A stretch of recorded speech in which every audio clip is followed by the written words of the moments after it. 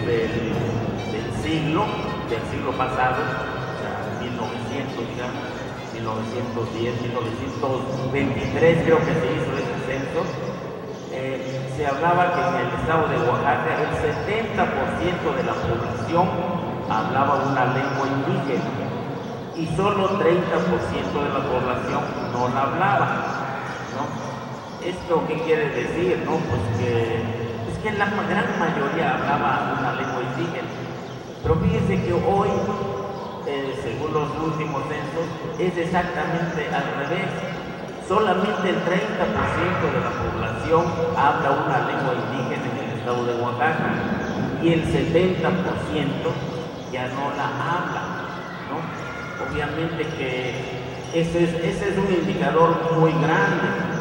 Muchas veces cuando el sentimiento nos gana y decimos nuestra lengua nunca se va a acabar, ¿no? Entonces ustedes saben que hay una poesía que dice el zapoteco se va a acabar cuando se acabe el sol, ¿no?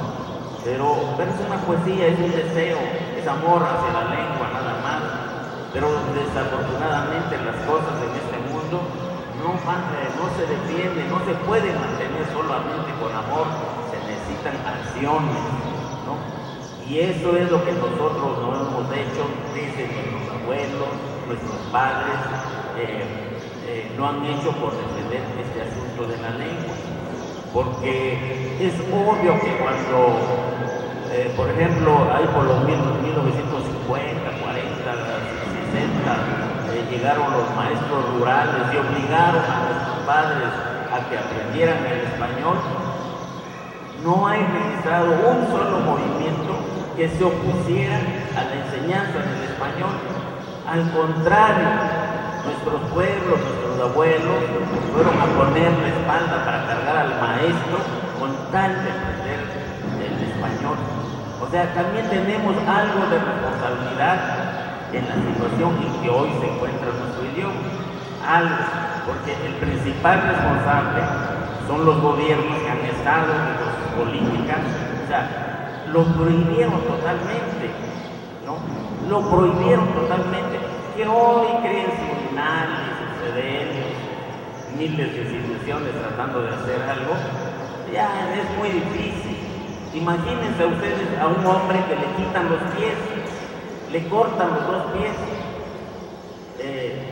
Eso es malo, ¿no? Después de 50, 60 años se dan cuenta que hicieron algo malo y le dicen, ¿sabes qué? Vamos a hacer una ley para que ya nadie más le corten los pies. Y aquel que le cortamos sus pies, ahora sí que tenga la libertad de ir a donde quiera, ¿no? Hasta acá hay leyes ya. Y hacemos un instituto para que estos que les cortamos sus pies puedan ir donde quieran. ¿A dónde va a ir si ya no tiene pies? ¿No? Eso es lo que han hecho con nosotros. Hoy que casi ya han desmembrado a nuestras lenguas indígenas, es terriblemente difícil volver a hacer algo. Obviamente que decir esto en un lugar en donde están preocupados por la defensa de la lengua, pues alguien podrá decir, oye, este cabrón nos va a desmoralizar, nos está desanimando totalmente, porque en lugar que diga que nuestra lengua vive y que nunca van a morir, nos está diciendo que estamos en una situación terrible, ¿no? Pero amigos, compañeros, maestros, si nosotros queremos cambiar cualquier cosa en nuestra casa, en nuestro pueblo, donde sea, primero que tenemos que reconocer la realidad en que nos encontramos. Si no vemos cuál es la realidad en que nos encontramos, el trabajo, el cambio que queramos hacer nos va a resultar malo, ¿no? No nos va a llevar a buenos caminos. Bueno, y entonces, alguien que se preocupa por cambiar, por defender a su lengua indígena, primero tiene que identificar cómo se encuentran nuestras lenguas indígenas actualmente. Hay instrumentos que miden cómo se encuentra nuestro enfermo, ¿no? Los censos son uno de esos instrumentos. Los censos que nos dijeron en el 2000. En el 2000 nos dijeron que había un retroceso del 4% de hablantes, ¿no? En el 2005, que hicieron un nuevo conteo, ya nos están hablando de un 11% de retroceso, ¿no? O sea, está bajando el número de hablantes, ¿no? Por diversas circunstancias. Entonces, fíjense ustedes cómo este asunto del desplazamiento de la lengua tiene mucho que ver también con el desplazamiento a los disfrutes que este país genera, ¿no? Entonces, esa es una lección que podemos aprender. En la medida que se pierdan las lenguas originarias de México, en esa medida también se reforzará en la explotación hacia la gente proveniente de cualquier pueblo indígena. Y hoy lo estamos viendo. ¿Quiénes son las sirvientas de este país? Los indígenas. ¿Quiénes son los que barren las calles? Los indígenas. ¿Quiénes lavan los coches de los ricos? Los indígenas. ¿Quiénes son los soldados rasos? Los indígenas. Porque nos están desplazando, ¿sí? Entonces, ese es el valor de querer rescatar, querer defender la lengua indígena. No es un asunto de que se oye más bonito, de que rico, que la diversidad cultural del país. Es un asunto de índole política. Ellos lo saben.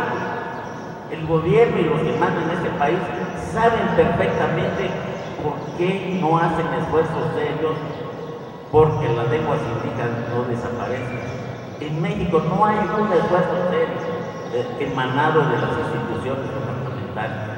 Si hay algunos ejercicios, han surgido de la gente que con esfuerzo ha hecho muchas cosas. Están ustedes, ¿no? Están los maestros que hicieron la sociedad de escritores a nivel nacional, ¿no? Hay algunos pueblos que se están reuniendo tratando de hacer algo por sí solos, pero de las instituciones no hay un proyecto serio y de envergadura que quiera detener esto. ¿Por qué? Porque ellos saben que en la medida que los pueblos tomen conciencia de lo que implica el rescate de su lengua, se les van a complicar las cosas, de verdad, ¿eh? Hay ejemplos, ahí está el pueblo vasco, ¿no? El pueblo vasco de repente toma conciencia de la importancia de su lengua, de la importancia de ser autónomos, se rebela, lucha. Pues miren en qué situación se encuentran hoy, ¿no? Pues este es el asunto de la importancia de defender una lengua. Yo soy de una región que se llama, le llamamos nosotros en zapoteco, somos Benesrón, ¿no? Los Benesrón lo componen 28 pueblos, y dos pueblos que están en el sur de Veracruz. De estos 28 pueblos, fíjense que es un problema entenderlos, o sea, pero somos de la misma variante y en ese sentido no cuesta mucho decirnos cómo te llamas, dónde vives, cuánto cuesta tu burro, cosas de ese tipo, ¿no? Pero ya una plática, por ejemplo, como esta, ya se nos complica, porque resulta que él para decir platicar dice Ushalpa, y aquel otro dice Yoadilla, y aquel otro dice Uchila, ¿no? Entonces, y esto no, en realidad no es ni un problema, esto sucede en todos los idiomas. En español para platicar decimos platicar, dialogar, y fácilmente hay 4 o 5 más sinónimos de platicar. Eso sucede en todos los idiomas. Tenemos que entender que nuestro idioma fue uno solo. Nuestro idioma el zapoteco fue uno solo, que por cuestiones de geopolítica fue dispersado. Son 500 años que nos han conquistado, ¿no? Hoy seguimos, yo opino que hoy seguimos conquistados, ¿no? Como pueblos indígenas. Uno, primero tenemos que entender eso. Dos, empezar a hacer dramáticas regionales, ¿no? Empezar a estandarizar la escritura.